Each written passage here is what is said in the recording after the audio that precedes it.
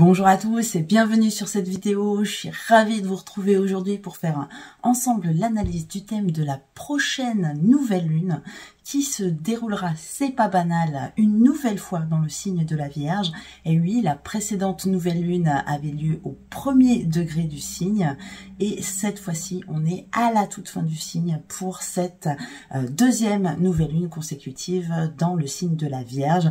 Donc quelque chose d'important qui veut forcément nous souligner l'importance du signe de la Vierge qui est synonyme bien sûr de préparation. Et on va bien sûr en parler aujourd'hui, on va s'arrêter un petit peu sur ce signe, voir un petit peu qu'est-ce qu'il représente, l'archétype de la Vierge.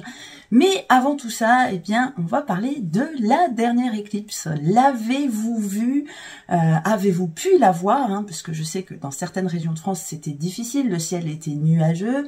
Ici, on a réussi à la voir, c'était un petit peu un sketch puisque j'ai voulu la voir, mais le problème c'est que j'ai une maison derrière chez moi, donc j'ai dit à mon mari, est-ce que ça te dit de venir avec moi? Je vais aller voir l'éclipse, je prends la voiture, et puis du coup ma fille est venue avec, enfin bon bref, et du coup on l'a cherché, enfin c'était vraiment tout un sketch. Moi j'avais mon application Starwalk, je sais pas si vous connaissez l'application Starwalk, vous pouvez suivre l'endroit où sont les étoiles en temps réel, c'est franchement pas mal.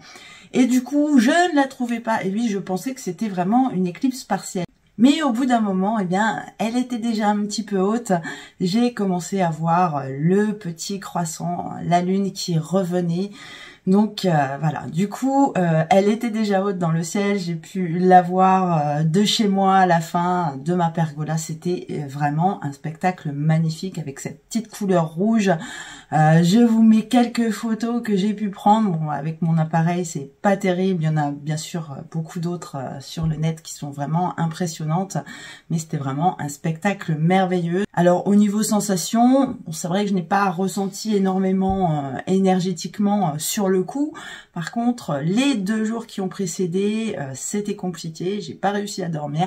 Dites-moi vous si vous avez eu aussi des difficultés.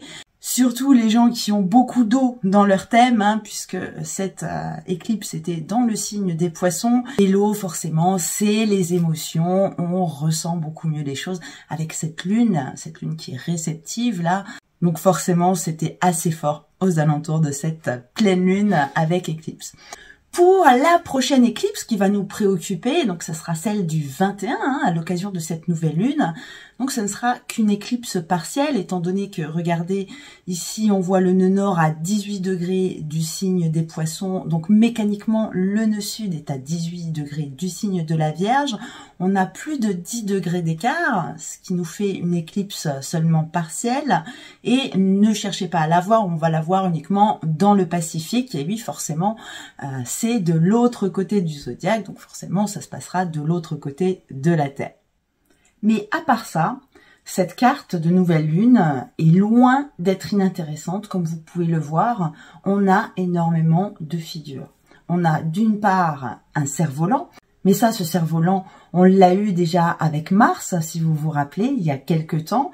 Et maintenant, c'est la nouvelle lune qui vient ici faire la pointe du cerf-volant pour nous signifier quelque chose. Bien sûr, ça nous signifie les 2 sextiles et le trigone là entre les 4 planètes les plus lentes.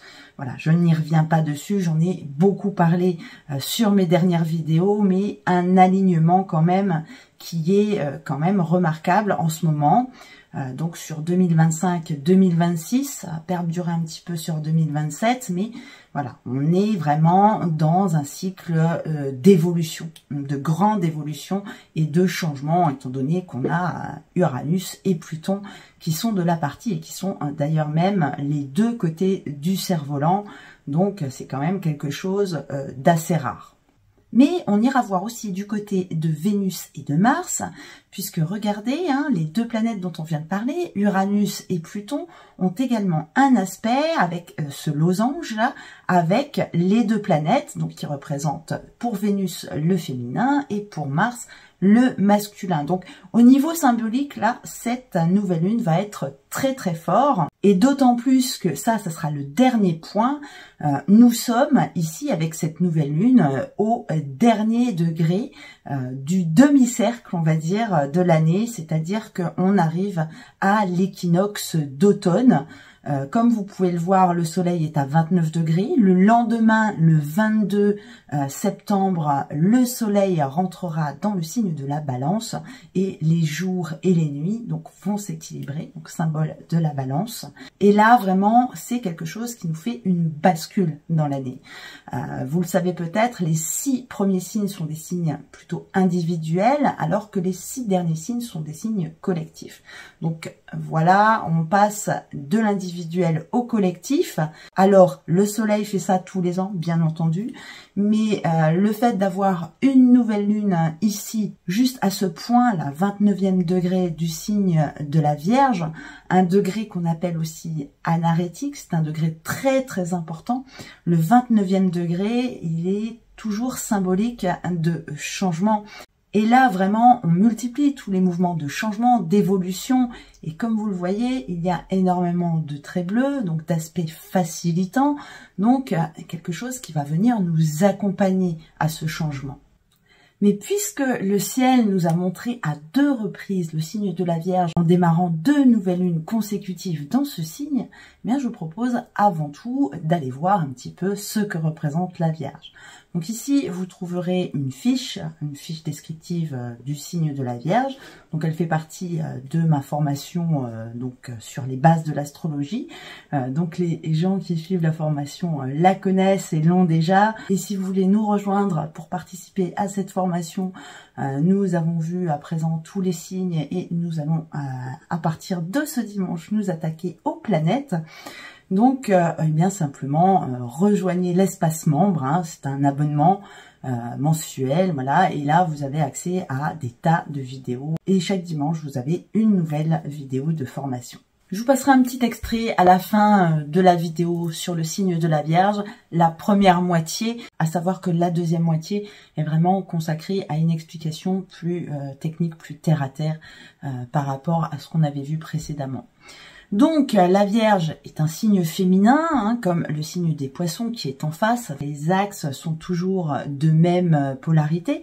Donc là, ici, on est avec une polarité féminine qui représente la réceptivité. C'est une énergie centripète hein, qui reçoit, hein, qui a tendance à tout mettre au centre, contrairement à l'énergie masculine qui est une énergie centrifuge, hein, qui se déploie. Voilà, ici, c'est une énergie très réceptive. Et elle se situe dans la saison de l'été.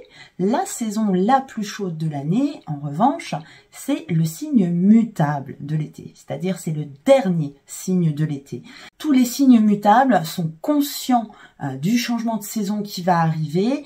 Et peut-être la Vierge encore plus, étant donné que là, on est vraiment à un passage d'équinoxe. Donc là, il va vraiment falloir se préparer pour la saison froide. Donc, qu'est-ce qu'il va falloir faire? Il va falloir faire des réserves. Eh bien oui, pour tenir tout l'hiver. La Vierge, on la connaît, c'est la fourmi. Hein, donc, contrairement au lion qui représente la cigale, dans la fable de La Fontaine. Bref, on est sur un signe de terre pour préparer ça. Donc, les 2 autres signes de terre sont le taureau et le capricorne. Et qu'est-ce qui caractérise ces signes de terre? Eh bien, c'est leur sens du réalisme, le pragmatisme. Là, ici, il n'est pas question d'imaginer, de rêver, d'anticiper, de faire des plans sur la comète. Là, il faut vraiment agir concrètement avec le signe de la Vierge. C'est un signe mercurien, le signe de la Vierge, donc dominé par la planète Mercure. Dans la terre de la Vierge, ça va être vraiment très carré, la raison qui va primer en premier, et puis ça va être méthodique et rigoureux, cette énergie. Hein. Contrairement à Mercure, lorsqu'il est en Gémeaux, dans l'air, il est vraiment très dissipé. Et bien là, dans la Terre, eh bien, il va se concentrer. C'est vraiment un signe de discernement ici, de méthode et de rigueur. Alors, on a plusieurs archétypes hein, pour le signe de la Vierge. Donc, on a bien sûr l'analyste hein, qui scrute chaque détail. Donc, c'est très très bon pour les enquêteurs, ceux qui veulent aller vraiment au fond des choses. On a le logisticien, hein, c'est bien sûr l'anticipation des besoins. On a aussi quelque chose qui est de l'ordre du service. La Vierge est un signe extrêmement serviable.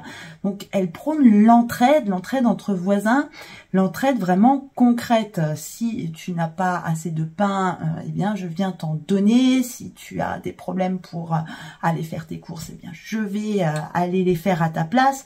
Voilà, c'est vraiment un signe de soignant, mais soignant sur le plan concret. On n'est pas du tout sur le psychologique ici. On est vraiment sur les services à la personne, donc concret. Et puis, on a aussi l'archétype de l'hôte, car la Vierge aime recevoir, aime que tout soit bien, mettre les petits plats dans les grands lorsqu'elle reçoit. Et bien sûr, sa maison est toujours carrée, rangée. Et si ce n'est pas le cas, eh bien, ça peut la déranger, bien entendu. Donc, sur les qualités, on est bien sûr en priorité sur le pragmatisme, le sens des réalités, le sens de l'organisation, de l'analyse, la compréhension des choses de manière intellectuelle, la minutie, la rigueur, une certaine humilité, puisque la Vierge est le 6e signe du zodiaque, elle correspond à la maison 6. On est dans la partie sombre du zodiaque, dans la partie qui ne se voit pas, c'est-à-dire qu'elle va rendre service, mais elle ne va pas forcément attendre quelque chose en retour, et surtout, elle ne va pas se mettre en avant, elle va rester discrète. Et bien sûr, c'est un signe loyal et bien sûr persévérant, comme le sont les signes de terre. Au négatif, à présent, puisque on a tous les défauts de ces qualités, eh bien c'est un sens critique qui est peut-être un petit peu exacerbé, un perfectionnisme excessif, qui peut mener à l'anxiété lorsqu'on ne contrôle pas trop les choses, lorsqu'on a du mal à avoir la main sur les situations. Il y a aussi un côté hésitant, un côté de doute. La Vierge a toujours l'impression qu'elle a loupé quelque chose. Donc ça aussi, ça augmente un petit peu l'anxiété. En astrologie médicale, on est plutôt sur des pathologies nerveuses, tout ce qui est trouble des TOC, tout ce qui est de l'ordre de la maniaquerie, peut-être de l'obsession, lorsque c'est poussé à l'extrême, tout ça. Et puis, on a souvent aussi des personnalités effacées à l'extérieur, alors que dans l'intimité, ce n'est pas du tout comme ça. Alors, la mission de vie de la Vierge, avant tout, ça sera de se sentir utile, d'aider, de servir les autres. Mais ce sera aussi d'identifier les lacunes, de voir où est-ce qu'il y a des manques pour pouvoir justement y pallier à ces manques. C'est une énergie vraiment très très prévoyante et qui anticipe tout le temps d'ailleurs. Et c'est bien sûr pour ça que c'est le signe de l'organisation, trier, ranger, classer. L'archétype de la Vierge, c'est le faire à merveille. Alors pour les métiers associés, bien sûr, les métiers qui demandent ces qualités, on a bien sûr tout ce qui est comptabilité, l'agent administratif, le secrétariat. C'est aussi les infirmiers qui vont venir prendre soin des gens, leur faire des prises de sang, leur administrer les premiers soins. Ce sont d'excellents assistants et puis bien sûr un don pour l'intendance. On pourra vraiment les trouver dans tout ce qui est organisation logistique. Voilà, je ne vous lis pas le paragraphe en bas, ça sera dans le petit extrait que je vous mettrai à la fin. À présent, je pense qu'on a bien compris l'archétype de la Vierge. On va revenir à la carte et comme vous pouvez le voir, cette nouvelle lune est exactement en face de la conjonction actuelle. Donc Neptune-Saturne, Neptune qui est toujours dans le signe du Bélier en mode rétrograde. Elle reviendra à rejoindre Saturne donc d'ici le mois d'octobre.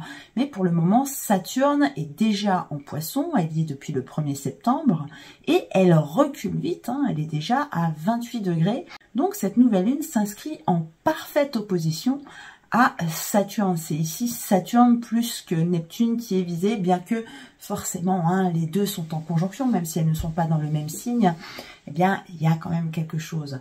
Donc Neptune, les idéologies et les rêves bien sûr, et puis Saturne, l'ordre, l'organisation, je le répète, dans le signe des Poissons, la dissolution des structures et des organisations. Alors nous, en France, on le voit bien ici, puisque nous avons de nouveau un Premier ministre qui vient de changer. Donc je crois qu'on est à 6 premiers ministres sur 2 ans, je ne sais plus exactement. Donc on a Monsieur Lecornu qui a été nommé Premier ministre. D'ailleurs, sa nomination, c'était le 9/9/2025, donc année 9. Donc 999, on est vraiment encore une fois sur une symbolique de fin. Est-ce que c'est fait exprès ou pas, je ne sais pas, mais en tout cas, voilà, la symbolique est là. Est-ce que ça serait le dernier du mandat Macron? Ça, je ne sais pas. En tout cas, il y a quelque chose là qui nous signe une fin des institutions. Un système qui est à bout de souffle. Et justement, cette nouvelle lune qui s'inscrit vraiment en face de Saturne va venir ici provoquer les choses. Alors, on entend des bruits qu'il va y avoir une procédure de destitution pour le président. Je n'y crois pas. Pourquoi? Puisque j'ai vu son thème. En gros, je vous fais juste un petit résumé ici. Donc, Macron va être plus ou moins en difficulté sur la fin du mois de septembre. Il a le soleil en carré à sa position natale, sa fameuse conjonction soleil-mercure rétrograde. Donc, il y a pas mal de choses qui sont un petit peu déstabilisantes par rapport à son thème, mais il a Mars avec lui. Et donc, je pense que il va encore s'en sortir par une pirouette, laquelle je ne sais pas. On en reparlera, bien sûr, si les événements méritent qu'on s'intéresse à ce sujet. Sinon, il y a pas mal d'autres choses à voir en ce moment. C'est très, très dense. Et d'ailleurs, c'est vrai que je ne vous ai pas fait l'analyse du thème du nouveau Premier ministre. Alors, je vais être honnête avec vous. Là, ça fait beaucoup. J'en ai marre, ça me saoule tous ces changements. Pourtant, j'aime bien le changement, hein. En tant que Gémeaux, on aime ça. Mais là, je pense que c'est un de trop. Si vous avez vraiment envie que je vous fasse le thème, je vous ferai une petite mini vidéo sur le thème de Monsieur Lecornu. Comme d'habitude, on a la majorité des planètes sur la partie sud-est du thème, donc en haut à gauche. Donc, être visible, mais à mon profit, comme la majorité des politiques. Avec un soleil bien en évidence dans la partie haute du thème, donc quelqu'un qui veut encore se faire voir, hein, quelqu'un qui travaille en gros pour son ego. Voilà, donc ça, c'était pour le cerf-volant, mais comme vous pouvez le voir, on a d'autres figures sur cette carte, et notamment ce losange dont je vous parlais en introduction. Donc entre ces deux symboles de changement, hein, représentés d'une part par la planète Uranus, qui est toujours dans le signe des Gémeaux, donc l'amélioration des conditions de vie. Uranus qui est une planète d'air, bien que certains astrologues la considèrent comme une planète de feu, on n'est pas tous d'accord sur ce principe. Moi, je la considère comme une planète d'air, donc elle est vraiment dans son élément, donc libération hein, de quelque chose, de quoi, eh bien, on va le voir, puisque avec Pluton qui est dans le signe du Verseau, qui est le signe d'Uranus, hein, donc ces deux planètes travaillent énormément ensemble. Elles sont non seulement en trigone, hein, donc avec un écart de 120 degrés entre elles, donc un aspect très très positif, mais en plus l'une est dans le domicile de l'autre, c'est-à-dire que Pluton est dans le domicile d'Uranus. Donc Pluton qui a cette symbolique de changement, de mourir pour renaître, comme vous le savez peut-être, mais c'est aussi une symbolique de pouvoir. Et donc c'est certainement le pouvoir qui va vouloir changer. Alors, je sais que ce 10 septembre, eh bien, les mouvements n'ont pas été aussi importants qu'attendus. Bon, comme je vous l'avais dit, hein, il y avait des manifestations. Moi, j'avais regardé ça très très en amont où il ne devait justement rien se passer. Donc, effectivement, ben, il y a eu quelque chose. Après, on a eu, je crois, l'assassinat d'un ami de Trump. Enfin, bon, bref, aux États-Unis aussi, ça devient compliqué. Bref, il y a une lutte contre le pouvoir. Là, il y a un combat contre le pouvoir qui est en train de se mettre en place. Là, du coup, ça se fait plus en douceur et c'est pas plus mal. Donc pour le coup, bonne nouvelle au niveau de cette nouvelle lune, nous avons donc Mars et Uranus qui sont ensemble. Alors pour le coup, elles sont encore sur un sextile qu'on appelle dissocié, étant donné qu'elles ne sont pas dans le même signe. Mais Mars, à partir du 22, donc du lendemain de cette nouvelle lune, va entrer dans le signe du Scorpion, un signe qu'elle maîtrise, donc elle est très très bien chez elle. Et donc, elle va être en harmonie avec Vénus, la planète de la paix qui, elle, pour le coup, est en Vierge, donc qui a tout son discernement. Vénus en Vierge n'est pas frivole comme elle peut l'être dans les signes masculins. Dans le signe de la Vierge, elle est au contraire très terre à terre, peut-être un peu effacée, mais néanmoins, son énergie aura le mérite d'être là et d'apaiser un petit peu les choses. Et ça, c'est une bonne chose puisque, regardez, mathématiquement, Mars, lorsqu'il va rentrer dans le signe du Scorpion, eh bien, va se retrouver en carré avec Pluton. Donc là, il va y avoir des luttes de pouvoir. Et je ressens même, lorsque je vois ça, c'est lutter contre soi-même, hein, c'est une lutte interne. Hein. Donc au niveau géopolitique, bien sûr, ça donnera peut-être des problèmes internes dans les pays. Mais par contre, à notre niveau, au niveau personnel, eh bien, ça pourra aller nous poser énormément de questions. Ces symboles-là sont vraiment très très alchimiques. C'est vraiment un combat contre soi-même. Il va y avoir deux côtés de notre personnalité qui vont venir s'affronter. C'est quelque chose de très très intéressant au niveau développement personnel. Hein. Il y a un côté alchimique, hein. On est toujours dans ce mourir pour renaître ici. C'est flagrant. À chaque fois que Mars arrive dans une position comme ça, c'est le cas. Mais là, étant donné que Mars est dans le signe du Scorpion, eh bien, ça va renforcer encore la chose. Scorpion, le signe de l'alchimie. Et d'ailleurs, à ce propos, j'y pense, j'avais dit que je parlerais de lui. J'ai trouvé une petite chaîne YouTube qui est vraiment une pépite pour tous ceux qui s'intéressent à la spiritualité et à l'alchimie. Je vais vous la mettre en descriptif de cette vidéo. Je crois que c'est Origine Naissance, je ne sais plus comment il s'appelle exactement. C'est Geoffrey Beauvillain, donc qui est alchimiste et en fait qui nous offre son regard sur la vie de tous les jours, sur le développement personnel, mais surtout le développement spirituel, donc à travers un langage peut-être un petit peu difficile à comprendre, mais ça résonne quand même bien. Même si on ne comprend pas tous les mots, eh bien il y a l'énergie qui est là. D'ailleurs, c'est lui qui me le faisait remarquer, puisque j'ai eu le privilège de discuter un petit peu avec lui. Et donc c'est vraiment quelqu'un qui est assez élevé au niveau spirituel. Donc voilà, peut-être tout le monde n'arrivera pas à le suivre. Ça dépend vraiment de l'étape d'évolution de votre chemin spirituel. Mais en tout cas, vous pouvez toujours aller voir, c'est vraiment sympa. Et même si c'est un peu compliqué, on a ici la voix qui résonne et vraiment c'est quelque chose qui fait du bien. En tout cas, ça m'a fait du bien à moi, donc je tenais à vous le partager ici. Voilà, donc ça c'était la petite parenthèse du jour. Revenons à la carte. Vous voyez énormément d'aspects sur cette carte et donc on a énormément de quinconce également qui est un aspect de doute. Donc on va certainement beaucoup douter. Donc si vous avez un petit peu peur parce que vous ne savez pas où on va, ou si vous-même vous ne savez pas trop où vous allez, eh bien ne vous inquiétez pas, c'est normal.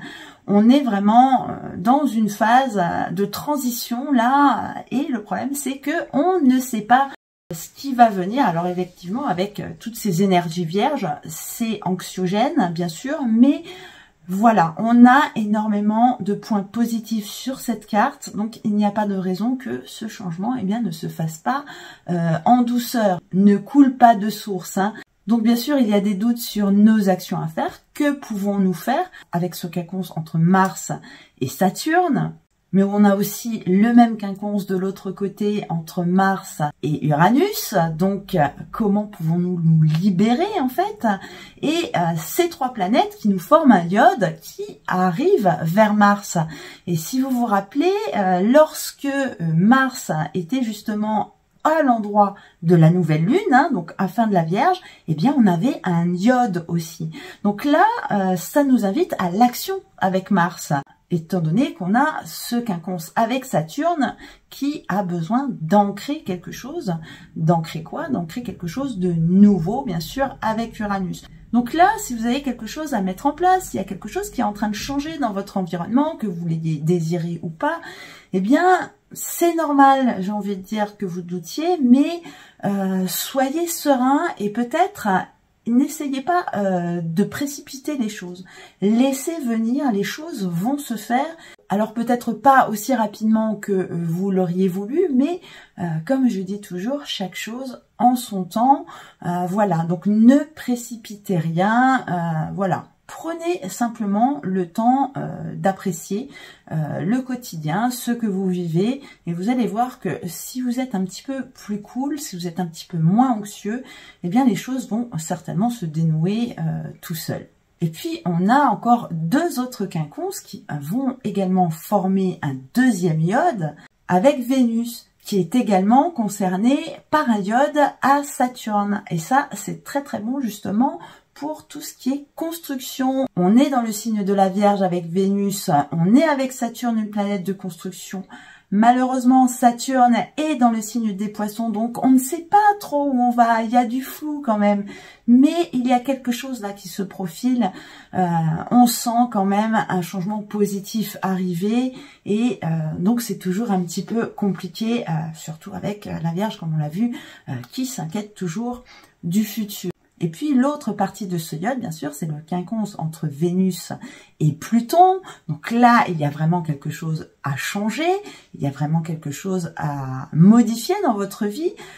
Surtout si vous avez des planètes, et notamment des planètes importantes, au début de tous ces signes, hein, donc Poisson, Verseau, Gémeaux, mais spécialement pour le coup au début du signe de la Vierge, eh bien il y a quelque chose là qui ne demande qu'à avancer, un destin qui ne demande qu'à se mettre en place. Donc, comme vous pouvez le voir, cette carte, c'est une vraie toile d'araignée. Toutes les planètes, la majorité des planètes sont en début ou en fin de signe. Ça nous donne énormément de connexions, et d'ailleurs, j'ai pas mal de personnes qui me consultent en ce moment, qui ont ces configurations, qui ont des points importants, que ce soit la Lune, le Soleil, ou même leur planète dominante, qui ont vraiment des points très importants, soit en début, soit en fin de signe.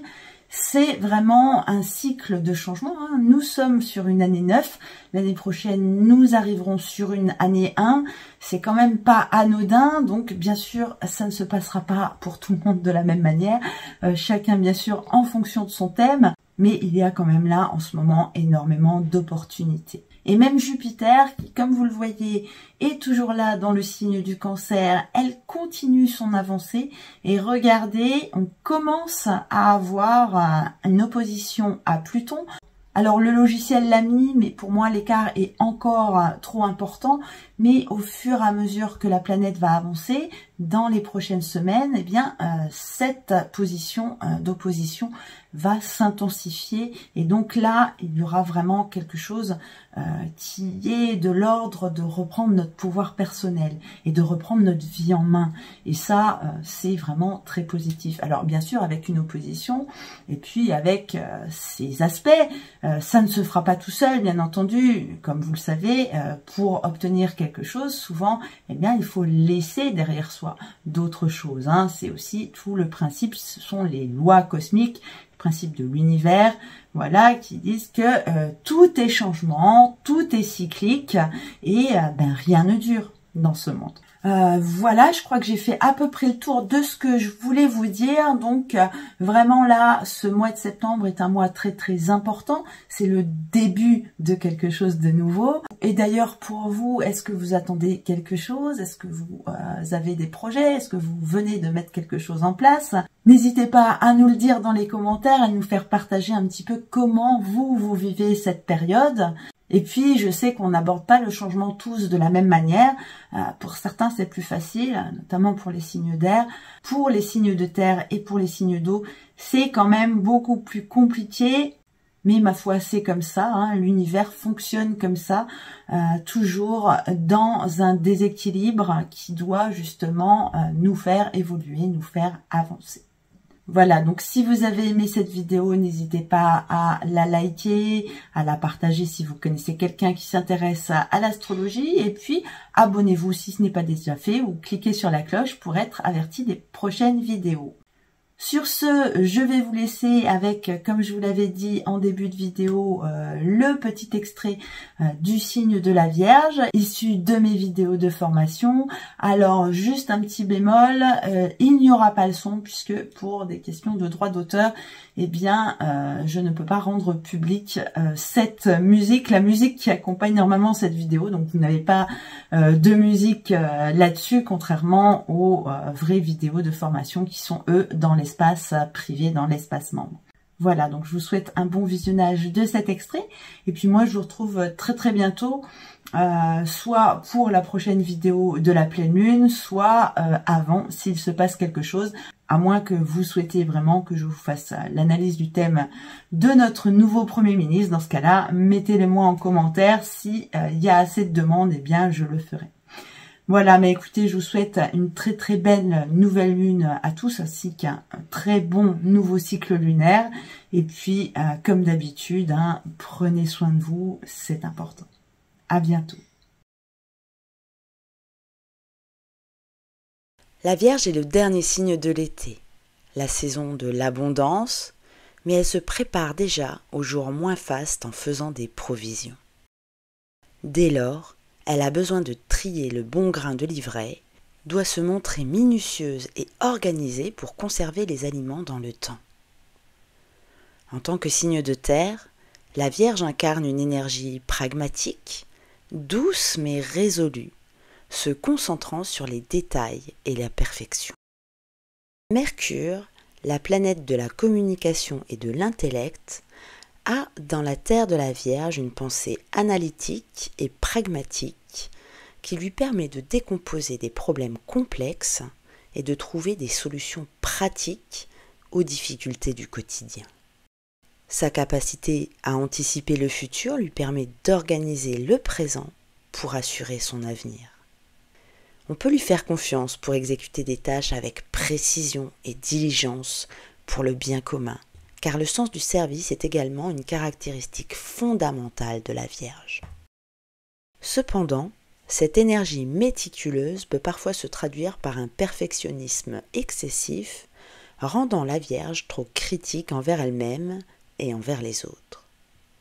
Sa quête de perfection peut engendrer du stress et de l'anxiété. De plus, sa nature réservée l'amène parfois à garder ses émotions pour elle, ce qui peut créer des barrières dans ses relations, mais aussi peut générer une grande frustration intérieure. Dans ses relations, ce signe est loyal et serviable. La Vierge aime écouter les soucis des autres pour essayer de les résoudre. L'énergie de la Vierge représente l'équilibre entre la logique et l'émotion, entre le souci du détail et le désir de servir. Ce mélange crée une force tranquille et efficace qui enrichit les vies de tous ceux qui sont proches des Vierges.